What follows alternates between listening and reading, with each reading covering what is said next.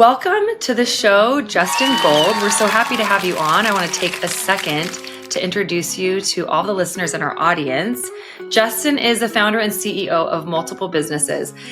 Looking at his bio, I had to get it's a lot and it's amazing. So he is a founder of Rise Coaching and Consulting, and that's where he helps empower salon owners to new heights in their growth and to smash plateaus and really get the best out of their businesses through systems and building award-winning teams. So that's amazing. He also owns the Changing Room Salon, and that's in South Florida. Yeah, South Florida. I got it right. Okay, South Florida. Awesome.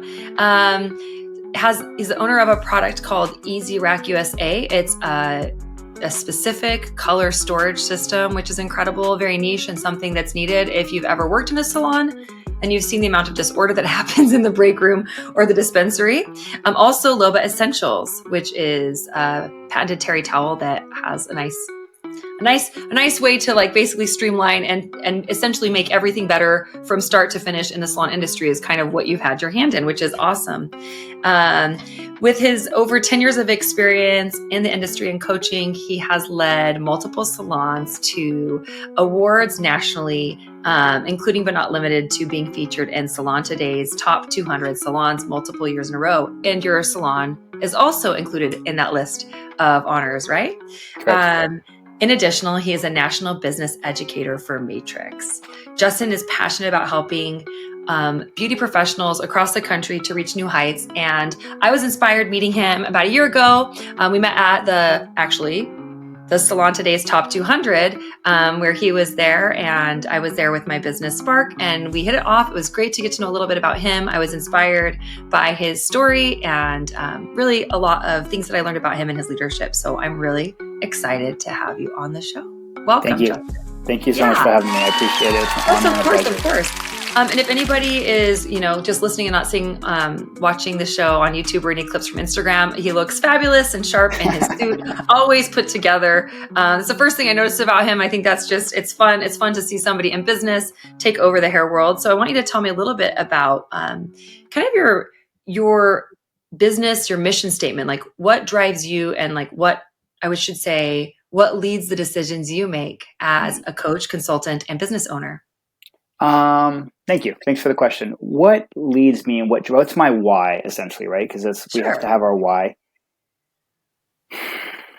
I figured out through my journey, 46 years on this business, I finally figured out what I want to be when I grow up, when I turn 40. So, anyone listening, if you haven't figured it out, you still got time. My purpose, I feel, is to help others to be the best version of themselves. That's my mission. Okay. And the question is, well, how did you get into the beauty industry, right? Because I've never been behind a chair. I've never been to cosmetology school. My background, a little quick 2-minute story, is that my mom and dad were hairdressers. And so I grew up at the dinner table, learning about business. Essentially my mom and dad went to the school of hard knocks. We're all immigrants. We're from England. I'm the only one in my family with an American accent. And so being immigrants, my parents definitely came here for America for the American dream, to have a better life for themselves. They were both behind the chair. So as we know as entrepreneurs, or if you don't know, there's a distinction between working on the business and working in the business. And so my parents spent a lot of time working in the business, meaning behind the chair. The only time they had the opportunity to work on the business to move the needle and grow was at the dinner table. So I was fortunate to be able to sit in on those conversations, because we had dinner every single night at 7:00, non-negotiable. We had to be home. Okay. Yep. That was the family thing. Late for me. I eat dinner at 4. And then a second dinner around 7, but that's cool.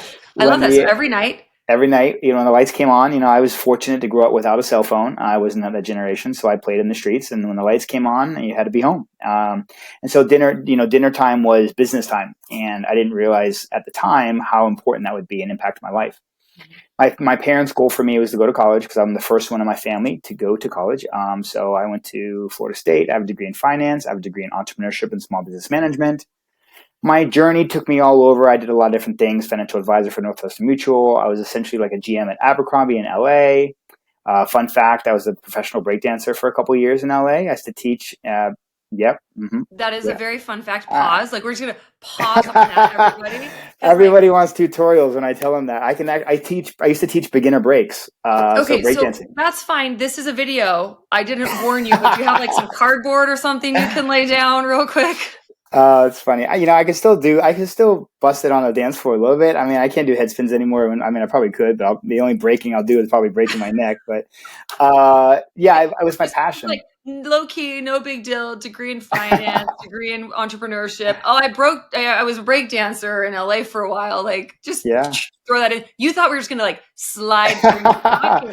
Well, I don't know. You were wrong. Okay, so you were a break dancer in LA Yeah. professionally for a few years. Did you do that like moonlighting, or was that your full time gig? Um, I had a scholarship at Millennium, which is a very big dance studio out there. There's Debbie Reynolds, there's Millennium, The Edge. And I had a scholarship there. I also used to work there, and then I would teach there, but then I would also bartend to subsidize your income because as a starving artist, LA is Because LA? extremely expensive. Yeah. Yeah. Um, it ended up becoming work and not fun anymore. It was just a gift I had. I'm very talented in that arena of dancing. And, Prove it. Next uh, episode, I'll tell you to come dressed accordingly and make sure you're ready to go. How there you about it? go. People always ask me, but you see, I didn't grow up with cell phone generation, so it was like the flip phone. So I didn't have as much video. There's no TikToks and stuff back then, but I have some videos I got to put on my Instagram. People keep asking me, so I got to put it up. Quit sandbagging. It's 2025. We all have an iPhone on us. You can do it now. It's not too late. I've had some people record me, so I'll see. I'll have to dig it up and put it Okay. on Instagram. Okay, good. And then I was like Abercrombie and Fitch. I got a management position there. I ran an overnight crew. It was the second largest store in the nation, which taught me a lot about business and about people. I was working at a marketing firm. I went on tour with Disney for a little while as an electrician, Disney on Ice. So I've done a lot of different things, which has been beneficial. It's allowed me to learn different skill sets and work in different arenas that essentially is I've been able to apply to the salon world. And then, how I got back to Miami was my mom took ill. So that, if you have a good relationship with your family, hopefully they put food on the table and put clothes on your back. And then, one day you end up taking care of them. And that one day for me was about 18 years ago. So my mom took ill. We had 3 salons at one point, and my dad needed the help. He couldn't manage it himself. So I came back temporarily to help out the family business because I had always grew up in it. And temporarily has turned into 18 years, Yeah. 5 companies. Like we said, we discussed a lot of the companies. And I saw an opportunity to take it to the next level. See, my mom and dad, they were technicians and they sold haircuts and hair color. And then I realized we sell an experience. Mm-hmm. And so coming back in and not being a hairdresser at first was very challenging because I got pushback from the team. Not only is it a family business, I was selling a service and not a product, which is really difficult. Most of the staff had seen me grow up. We've been in business now 44 years, and we have a lot of tenure. Like my most tenured coworker, I don't like calling them employees. My coworker was 35 years with us. Now we presently have 31 years and 20 years and 25 years. So it's not an anomaly on how long they've stayed with us. So seeing me grow up is a challenge now that I become their boss or their leader. Yeah. However, You were the 12-year-old twerp who was hanging out yeah, probably in the back room. pretty And they're much. like, wait, you're in charge now? Yeah, exactly. It was a challenge for sure.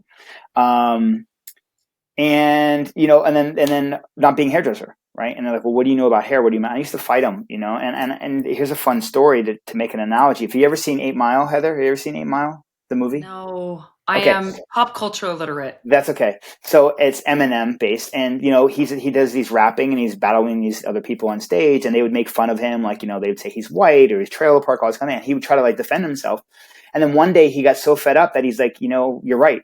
I am this, I am that, I'm all the things you say, and he won the rap battle, and then he had a lot more respect because he owned it, and that really resonated with me. I used to fight, my staff, and be like, look, I know I grew up, my mom, and then one day I was like, you're right, I'm not a hairdresser. I'll never know what it means to be a hairdresser.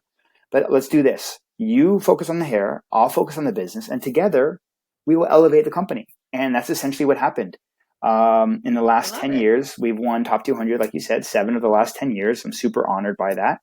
Amazing. And culture, I implemented systems and procedures, and culture is the pivotal element of why we're so successful is culture. And I speak to that when I coach and I help. I love giving back. My biggest why and of who I am, just to bring it full circle, and then we'll move on to another question, is my sister. My sister was mentally and physically challenged. She was my big sister. She was older by 3 years. She passed away a couple years ago. She had a great run. She'd had a great life. My parents were amazing, amazing parents for my sister. She was an amazing person. She was a beautiful light in this world. And she made me who I am. Sorry. She made me who I am. And she made me realize that giving back and helping others is what my purpose is. And so I finally figured out what I want to be when I grew up. When I turned 40, as I said earlier, my purpose is to help others be the best version of themselves. And what does that look like? Yeah. So I'll show you. Here's a photo of my sister. Wait, tilt it forward towards the screen a little bit more. Nope, up. You're right. Hold on. Tilt it up so we can see. There you go. Can you see my sister? That's awesome. Yes, in the pink dress. Yep, she was my big sister by 3 years. You can see how tiny she was. She's teeny tiny and beautiful. Yeah, she's great. Yeah, thank you for sharing that. And it seems like there's a little bit of emotion as you're sharing about her and the impact being her big little brother had on you. And there's no need to ever apologize, in my opinion, for being overcome with emotion, especially as it comes to people who've impacted us in such a beautiful way. Tell us her name. And sounds like a lot of what you learned about character and what matters was from being her brother. I think that's really important. And who cares if it has nothing to do with business? It has everything to do with business because it's how you show up. So tell us a little bit more about that. Her name's Kelly Star Gold. She's amazing. And she, like I said, made me who I am. And it does relate to business because what I've really started to understand is that business is all about people. And people can be the hardest part about business, but it also can be the most rewarding part about business. And all business has to deal with relationships, whether it's, customer to customer, customers, or employee to employee, or the relationship management to employees, and learning how to be empathetic and how to really see your coworkers. I don't call them employees, my coworkers, as people versus the dollar or numbers is extremely important. And that's also another reasons why we've been so successful, is because this is my perspective on leadership, is that we have my team's health is number one, their family's number two, and then the job is number three. Yeah. And not a lot of employers see it that way. And growing up with a sister who was in and out of hospital, who had a lot of sicknesses, who needed a lot of help and care, I understand that her health was number one. My family came second, and then business came third. And so I was able to learn that and apply it to business, which is obviously helped us become so successful. Yeah. And I think what you touched on too is like you're dealing with people, not numbers, but as a business owner, you've got to worry about the numbers too. You're not just running a charity organization. And so can you talk a little bit about striking the balance between making sure that the numbers work, that what you're doing is profitable while still respecting the individuals and the people on your team that are human beings with lives of their own, whether it's family members, friends, or children. A lot of us find ourselves in caretaking positions at some point or another. As you mentioned, you had your sister and then your mom.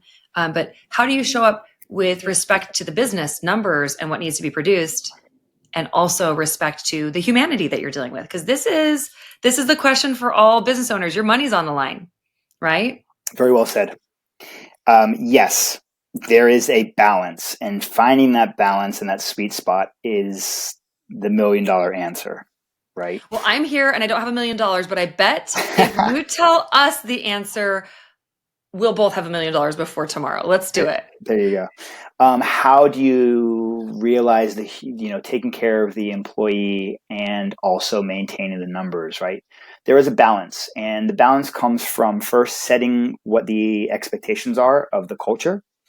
Here, having clearly defined job roles and guidelines or rules in the organization allows for you to still be compassionate and have conversations, but it's no longer me versus you. It's you and me. And this is what we both agreed on in the organization of the rules and regulations, or the handbook, essentially, right? And so you can still be empathetic and you can still be a human, but it's not a charity case. They have to abide by what we both agreed on in the organization, so that we're making sure we're hitting the numbers or showing up on time, which in taking care of the guest And that in turn will provide for profitability. So the balance is having clearly defined structure and systems and organization that we all agree on as coworkers, or employees of the company. In conversations, you can still be strong and soft at the same time. You can still be empathetic, but hold your team accountable. And the accountability is we still have to be profitable. Otherwise, we don't have a job. As much as I care about you as a person, if you're not showing up and doing your job, I'm very flexible to understanding that your health and your family. However, we still need to make sure that the business is taken care of. So that balance comes, how do you find that balance? It's a clearly defined culture of expectations, of core values, and our mission and our rules and regulations and systems, and allow people to decide if they want to be a part of it or not. And that's taking too many days off, or showing late, whatever that looks like. I was going to say one other key element on that, and I lost my train of thought. Profit. Oh yeah, charity. We can't be a charity case. As much as you really want to help everybody, if they're not helping themselves, then we have to sometimes show them the door, and that can be done in a respectful and professional manner. And if this isn't the place for them to be, then that's okay. Then you're allowing them to make that decision. I don't fire anybody at all. They decide that they no longer want to be part of the company anymore based on their actions and whether they follow the rules and regulations or not. Okay. And I like to tell people on my team that I don't fire people either. I like that. I release them with love to find a better fit.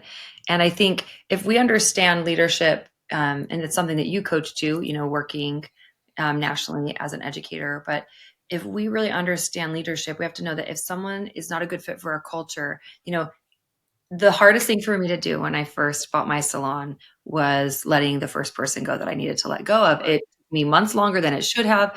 I've now heard a lot of people talk about hire slow, fire fast, how to be more nimble and right. But at that point, I was acquiring a team that was already established, and it was gut wrenching. I was stressed about it, right? And then I started realizing when I was able to have a business coach reframe it for me, and this is to the point of how, the value of working with others like yourself, Justin, who have this expertise and, multifaceted experience in the business world. But I remember someone saying, hey, if they're not a good fit for your team is also not a good fit for them.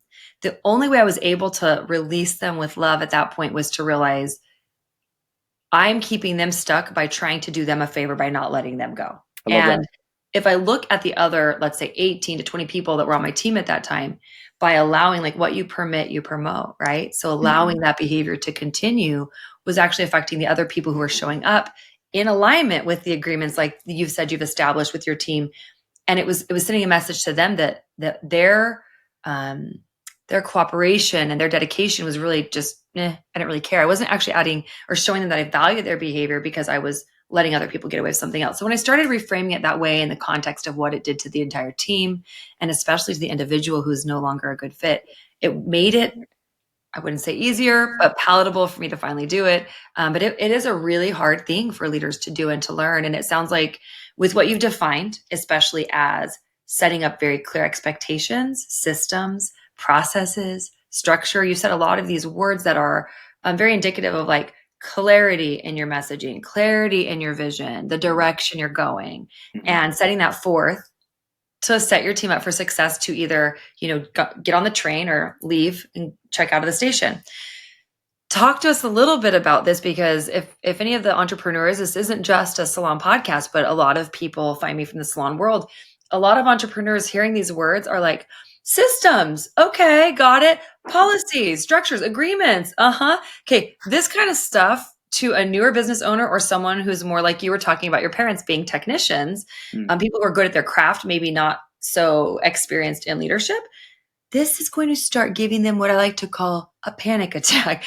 These words are overwhelming. So what would you say to somebody who is finding themselves lacking this alignment in their team, and they're struggling with this compassion piece while dealing with behavior challenges? They're where do they even start? Maybe they don't have systems in place yet. Where do you tell a person like that to start, Justin? Well, let me just take one more piece of as a at a higher level, and then we'll break it down a little bit more from the macro to the micro. Yeah. But will you break dance while you break it down? So, We don't one, want it if you're not going to do it. one of these days I will. Okay. One of these I Okay. will. The macro level is something that I want to really hone in and give to anyone listening to this, any entrepreneur, anyone who wants to be an entrepreneur, any manager, any leader.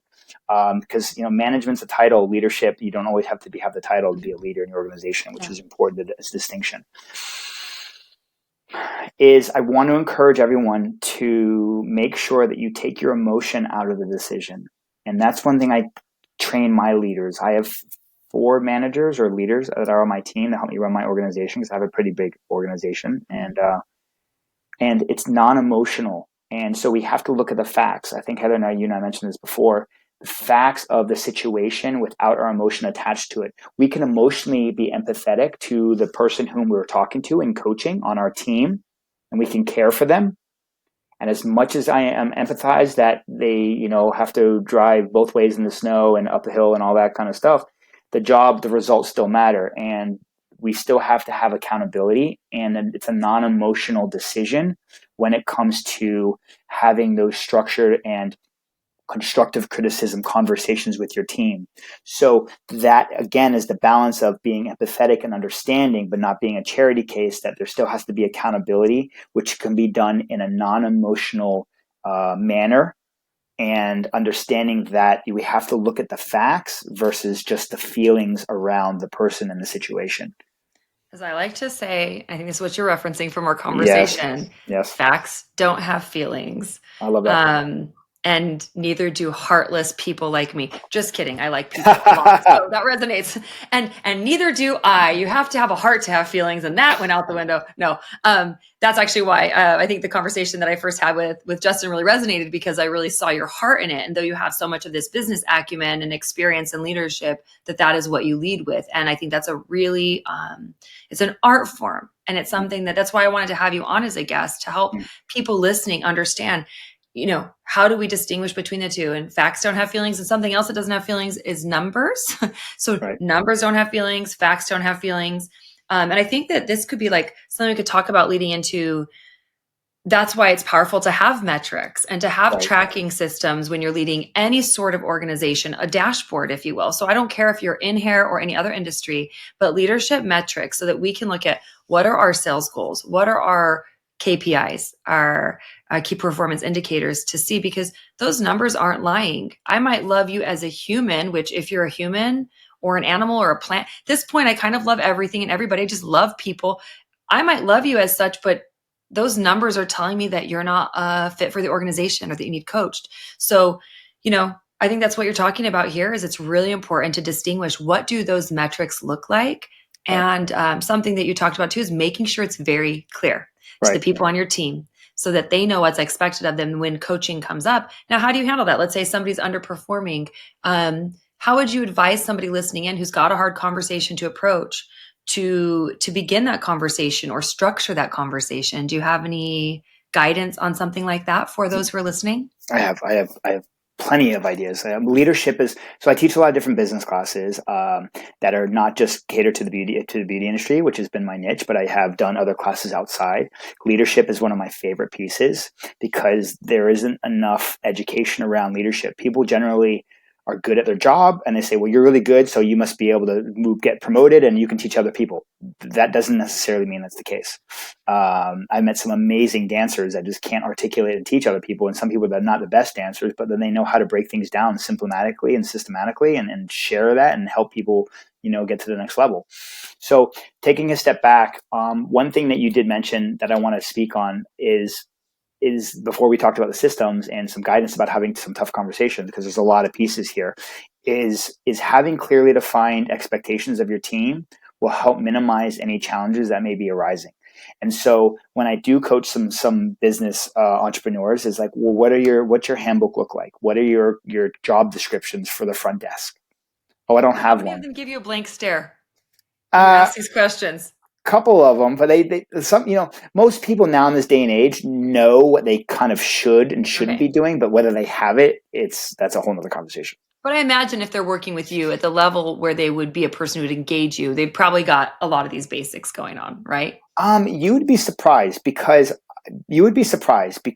I'm open to helping all all levels from inception to exiting to second locations to third locations. I mean, I've worked with a salon in St. Louis. They have 10 salons, and Oh, wow. so they're all different. So some do have it, and ironically, even the ones that are like some of the most successful or the most expensive salons, they don't always have everything done correctly. So one thing about clearly defining your job descriptions in your expectations will help minimize these tough challenges and conversations, which I'll talk about in a second.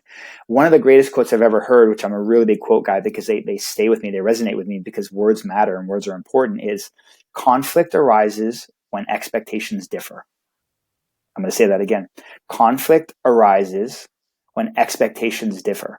Meaning, I had an expectation of this, you didn't do this, so then conflict arises. Well, if it's clearly defined of what your role is or your expectation, then it minimizes the conflict because, like, did you or did you not do it? It becomes metrics. You mentioned KPIs. There's two different types of KPIs, which means key performance indicators. There's leading and there's lagging.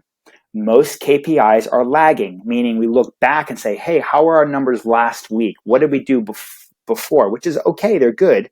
It's like looking in the rearview mirror, but you need to have leading KPIs of where we're going. What does that look like? For instance, pre-booking. Pre-booking will allow you to see next week, how busy are we? Are we going to be able to pay the bills or not? So to answer your question, to bring it back, is to what would I suggest or give some advice or speak to some of these managers or owners that have to have tough conversations with some of their employees, right? First is how you show up. How you show up in your mindset and your body language as a leader is crucial for the outcome of the conversation with your coworker or your team member, or your employee, whatever verbiage you want to use.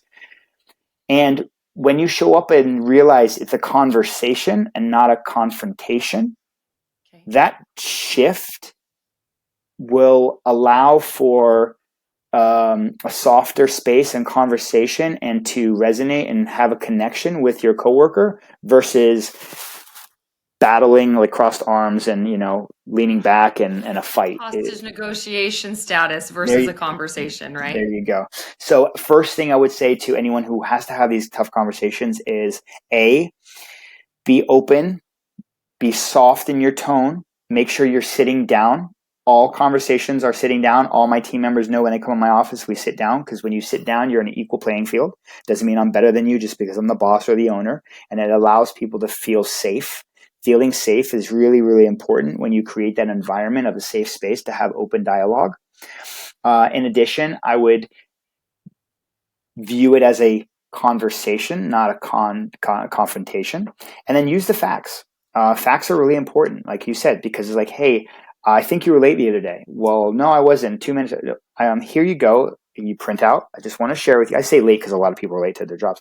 Yeah. Here you go. On Monday, Tuesday, and Thursday, you were late these times. And it's hard for them to be like, no, I wasn't, when you have the timesheet right there. Yeah. However, when you have a conversation, I like saying the poop sandwich. I don't know if you've ever heard that one, Heather. Yeah. Yes. Crab sandwich. Crab sandwich. With the good. Start with the good, have the bad thing, finish with the good. And when you do start with the good and you end with the good, it has to be genuine. You have to be sincere about it. Look, so-and-so, Mary, if you've ever been in my classes, I don't think Heather, you ever seen me in my class, but Mary is my fictitious employee and Mary is my fictitious client, right? When I talk about, analogies and stories. So Mary sits down, she's my employee and she's been late, and I say, look, Mary, I just want to let you know, I want to recognize that I really appreciate that you've been looking the part. I recognize that you've stepped up and your hair and makeup looks great every single day. And I appreciate that. In addition, I want to talk about your tardiness, right? Be careful not to say but, because but negates what you already said. Hey, your hair looks really good, makeup, but you've been late. It means that it's just kind of bullshit, So it's like, and in addition, and I want to talk about your tardiness, and that's when you get into the crap part, and you're like, let's talk about that. And then end is saying, look, I truly believe in you. I know that you can be here on time. I know you want to be here based on your actions, and so how can I support you? Is it really great as a leader? How can I support you? How can I help you? Right? the very first question in any tough conversation that I would have with my team member is how is Mary doing? There's a key Yeah. distinction. I didn't say, how are you doing? I said, how is Mary doing? If you use their name, it allows them to self-reflect in third person and be honest with themselves. Hmm. That's an interesting tactic, kind of a psychology hack there. And I want to pause for a second because for most of us, we are the trees in the forest and we can't even see it. So what you just did was an interesting, like, hey, how's Justin doing? All of a sudden I take, you're fused with your own experience and I put a little distance in that question is what you did. So now you got space to maybe like get an aerial view and look more globally at what's happening, which that's like a nice little distinction I haven't heard of, it being asked that way, to kind of invite and provoke greater self-awareness and maybe some perspective versus just being enmeshed in our own experience and not think. I like that. I've never heard of that before. Okay, so how is Mary doing? And Right. then Mary gets a chance to say, Well, well, well, if they ponder for a moment, you see, because yeah, we're so which we hope they conditioned. do. Right. We're so conditioned when you say, so, hi, how are you? I'm fine. How are you? Good. I'm Yeah. good. How are you? Yeah. Good. Okay, Yeah. let's go. And that's Right. bull. Like you Right. said, like I don't say that though, Justin. When people ask me how I'm doing, I actually always tell the truth, but most of the time this is true.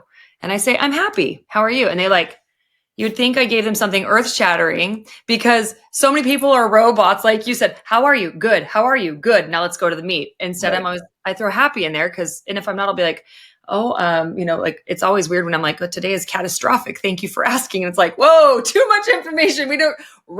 Nobody really wants to know how you are. They just want to make a Right. pleasantry and get to the point. Anyway, Right. I like that distinction. I think that's helpful. And hopefully the people listening can appreciate that little shift can disarm a little bit and help people be more real in the conversation. That little nugget could really allow for a beautiful conversation to unfold.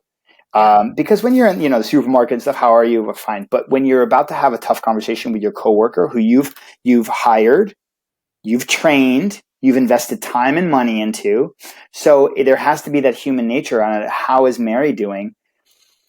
It gives them a space to say, I'm not doing great. Yeah. And they say, okay, well, tell me a little bit more before you just lay Yeah. down, blah, Yeah. you're terrible, all these things. And they say, well, this is what's happening. And they say, I had to put down my dog yesterday, or Yeah. I had to put down my cat. And literally that happened to two of my coworkers this week. Oh, no. And does that give them the grace to be able to have a bad temper and stuff? No, but it allows for you to have a human conversation and saying, I'm really sorry for that. Is there anything I can do to help you? No, I'm having a day. You can then sometimes say, Sick. That's the kind of day. Like I show up to work barfing, sick, pregnant. I don't care. But I mean, only not the cold or not the flu, but when, I'll show up anything like, oh, I broke my leg. I'll get it set later. When my dog died, I had to take 2 days off. So yeah, like knowing that though, which they did. knowing that can really like set the stage for being like, hey, she might be a little slow starting, or she might not look as great at work, or she might not have the energy or the consciousness around what she's doing this week. I think that's great to bear in mind. People are, like you talked about earlier, a whole human. You've got a whole human you're dealing with. 100%. And because I knew that, when I saw a moment, I said, well, do you need to take the rest of the day off? And she said, well, can I finish my next guest? And I said, yes, of course. And we understood that. And then we can table that conversation when she's feeling better, because if it was for tardiness, it wasn't just that one day, right? If I'm having a conversation with somebody, I'm very lenient, right? Because I believe that things happen. We can table this for another day when they're more receptive and stuff. So that's a very, very first question you have if you're going to have a conversation, not a confrontation, with one of your coworkers. Is how is so-and-so doing? And then get into the sandwich if they're, oh, I'm doing great, whatever. Okay, great. Okay. Well, I like that. Thank you, Justin, for that idea and giving us some framework around how you would lead that and how you would approach it, because I think that that's a really helpful place to start. Mm-hmm. And especially those of us who are sensitive to hurting someone's feelings or doing a difficult thing when there's a person we care about deeply, but we do have facts and numbers that don't have feelings that need to be addressed. I think that that's a really supportive thing. You mentioned a few times that you figured out what you wanted to do when you were 40 years old, right? Mm-hmm. Okay. So I'm asking you because I want to know, how many years have you known what you got to do? Because I want to know what that felt like in that journey. And I'm not just trying to ask you how old you are. I'm actually really curious for people listening. Because like you said, man, if you're just 40, don't worry if you're barely figuring it out, right? You did a lot of things up until you figured out who you were and what you wanted to do. And the truth is, hopefully over the next 5, 10, and 20 years, there's different iterations of that always for each of us. I've always known I wanted to do hair since I was little. I sometimes would bemoan the fact that I never wanted to do something what I would say or consider more important or more notorious. And at this point, I see how important and how beautiful what I chose to do for my career was. And I'm happy for that. But I've never wanted to do anything else. So just curious when you say that for people listening, how long has that been? Give somebody who's 40, barely deciding, I'm 41. I just barely figured out what I want to do. Not really. I'm still trying to. So anyway, maybe there's still time for me, but like give somebody listening hope for what does that look like? And what's that process after you've done so many different things and you've really made this decision of like, okay, this is what I want to do and be. How overwhelming is that midlife, if we can call it that? Great question. You see a lot of TikTok and Instagram, and Facebook, and a lot of, they speak to the youth, right? Of like, oh, you got so much time and everything and all your goal setting and stuff. And it's been disheartening to some degree because I'm like, I don't know what I want to do. I haven't figured it out. However, that being said, I heard a great quote once that said the first 40 years is just practice, right? Just trying to figure it out. Now it's game time. And that really kind of resonated with me. I'm 46 and I've been really developing my coaching in the last several years, even though I know what I wanted to do. It's just one step in front of the other. And anyone who's listening, my greatest advice I think I've ever gotten in my whole life is my best friend, Jessica. She said to me once, she said, you have the right to say yes, no, and I change my mind on almost anything. I love it. That grace has always allowed me to say, you know what, do I want to do this? I think I do. And if I don't, that's okay. And for everyone who went to school for med school and they're doing for whatever, and one day they said, I don't want to do this anymore, that's okay. And that's really hard to do when you've put that many years into work. I have a few friends that have gone to law school who found themselves in that position. And I honestly, I think we put so much value on commitment and follow through. And I love that. It's important to me as somebody with integrity that you follow through and you do what you say you're going to do. Now, at the same time, someone who completes a schooling course or they do something in life and they wake up and they're like, I'm sick, I'm miserable, I don't like this, what this is doing to my brain or my body or my relationships. I think it's the most powerful thing to hear somebody, especially from a position of, white collar prestige, say, no, I don't want to do this anymore. I changed my mind. I love that. So Jessica, hopefully she listens to this. Jessica's a badass and she's right. She is definitely bestie status. But yeah, you have the right to say yes. No, I changed my mind. I want to add one more because she didn't give this one in. Jessica, you can use it all you like. I don't know. That's a fourth one that I think we need to give a lot of permission for. I don't know the answer, or I'm not sure. Let me think about that, because I think a lot of us feel maybe some shame around not having the answer. Like you were saying, a little bit feeling overwhelmed, like, well, here I am, I'm 40 and I'm still trying to sort out who I am or what I want. I love that you're giving yourself permission to change your mind middle of life or anytime, actually. And it sounds like, based on what I know of you and how you show up, that it's an integrity, and you reserve the right to change your mind. That's what one of my best friends says. I reserve the right to change my mind at any time. She'll say whatever it is, like, I am never getting married. And then I reserve the right to change my mind at any time. And I like her little asterisk that she adds, but I think that I don't know component, like, hey, it's okay to say, I don't know yet.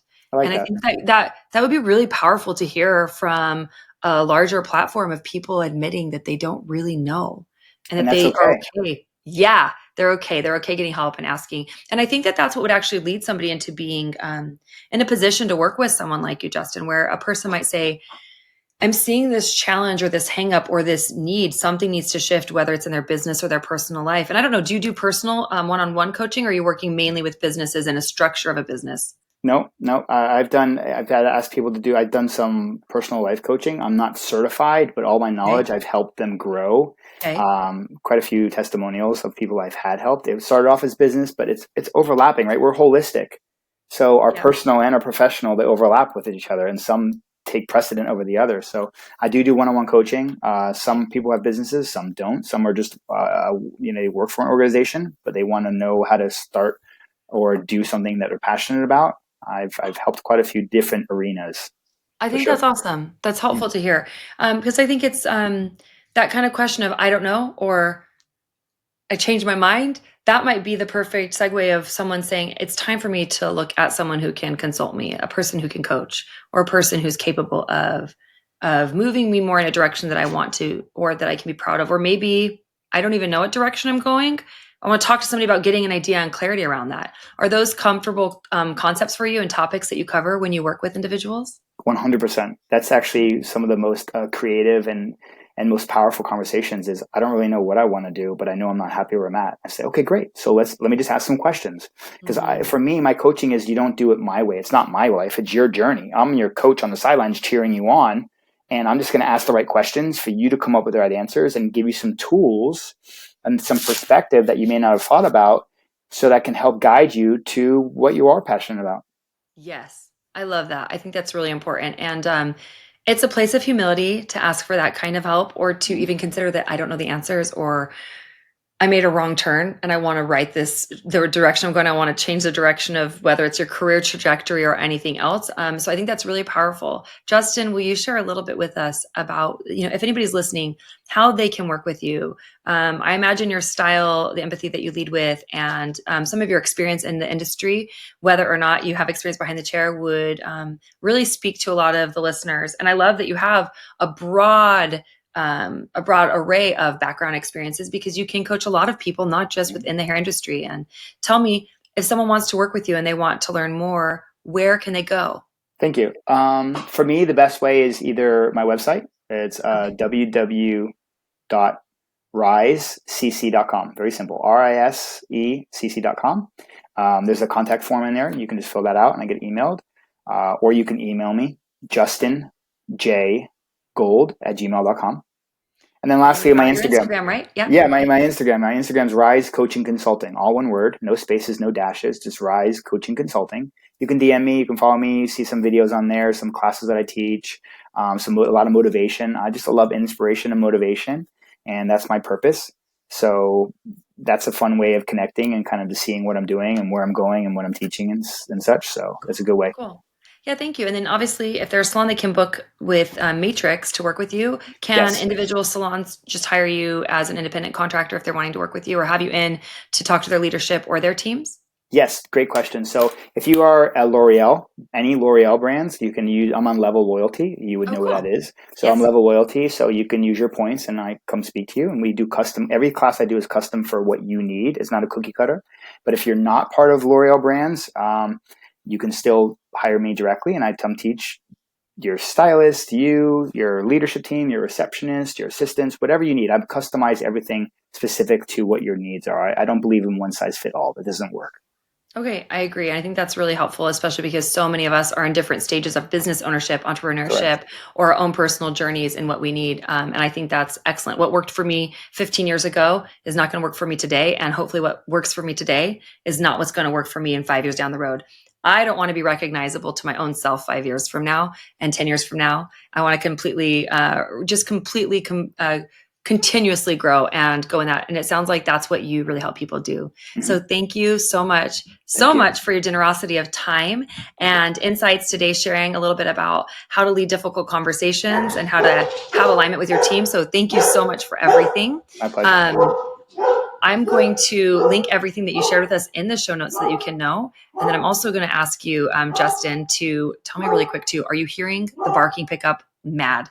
I hate that. So we're going to wait. We're going to wait for a second. They're going to edit that out, but I'll just, recap and thank you for your time. And if not, we'll just have dogs, because you know what? I like animals. That's my problem. I love animals too. I didn't know if you heard the cat crying here, wanted my attention. I was like, oh my gosh. No, you can bring the cat in the frame. People like animals, except for this is what happens when someone knocks on my door. Lord, help me. Just a second. How do I push mute? I'm pushing mute. Okay.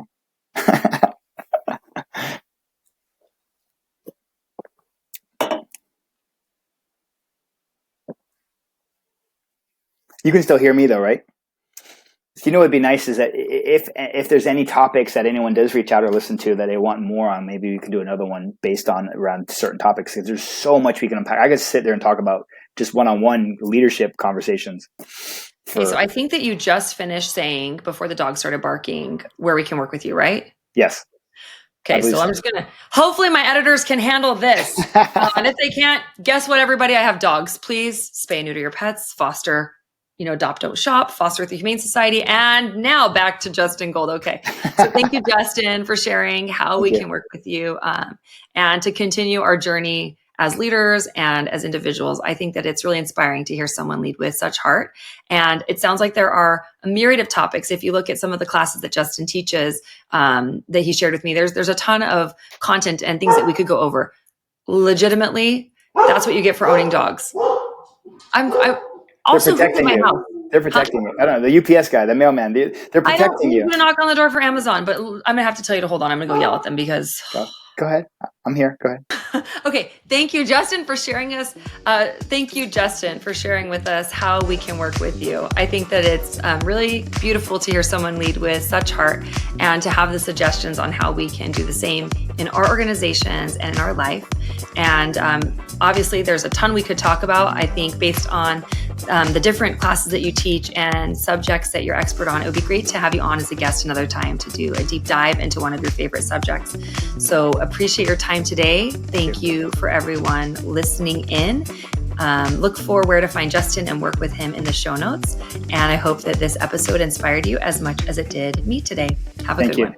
Thank you. And then they'll cut it now, so we're good. But yeah, thank you for your time. I appreciate you. Yeah. Oh my gosh, I'm gonna have to put I don't have like a kennel or something, but like to put a sign like "Don't approach my household recording in session." Whatever. It's okay. It happens. It's fine. I like it. Not it's children. It's organic, right? I mean, that's how it goes. But if they would stop barking at some point, it would be one thing. And they're not big barkers. They don't. But I'm like, what? We're also fostering a pit bull right now for a girl who's in between housing. And so she has a need for like kind of a long-term foster. It's a few months. And I think that like there's added energy. She'd usually chill out, but then there's like, I'm going to bark with you. Yeah. Okay. Thank you so much. You made it totally on time and we got you right in an hour. So thank you again. And then if you want to just look at like maybe what we didn't cover, something that you want to do a deeper dive on, we can schedule for a follow-up time. And I would release them like probably spaced apart. None of it's published yet. So I'll let you know when it's published and edited. I'm going to get multiple things on the books recorded. That's fine. Mostly owing to the fact that I'm busy and I have ADHD and I want to get at least a few of them. So before, like I don't launch and just have one for a year. So it's fine. Whenever I'm not in a rush and I'm here to support. And if you want to do another one when you want to fill in some time and we'll do another topic. I mean, I think that'd be so fun. I would love it. Love it. So thank you so much. I appreciate it and hope you have a beautiful evening. You too. Thank you so much. We'll see you in April, if nothing else. All right. Bye.